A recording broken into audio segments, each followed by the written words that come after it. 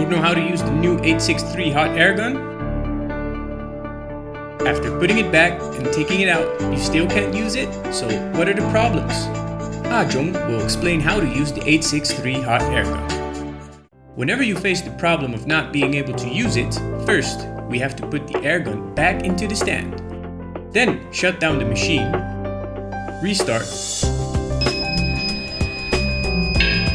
then take the hot airgun out like this. After this, you can use it normal. This is the 863 Hot Air touchscreen template. The things shown on the screen are temperature, air volume, and time. Then the following 4 touchscreen buttons. The 2 on the left are the up and down adjustment keys. The third is the button to switch between functions.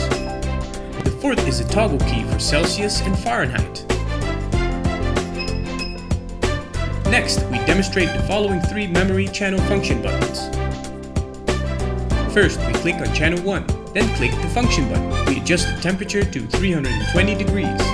Then we press the function key again. Adjust the air volume to 90. Switch again. To set the countdown, click until the icon appears. Then switch to the second setting. We set it to 30 seconds. Then we long press channel 1. A long beep sounds means the setting is complete. We have set the value of channel 1. After that, we can also set the values of channel 2 and channel 3. Next, we will demonstrate how to switch between the different channels quickly. We have reached the set temperature of channel 1. Next, let's try channel 2.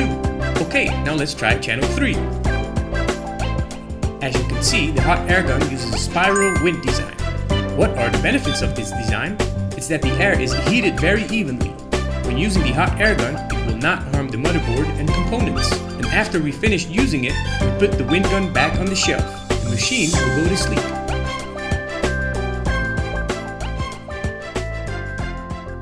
Okay, this video tutorial has come to an end. If you want to know more information about best products, please follow me. I'm Jung.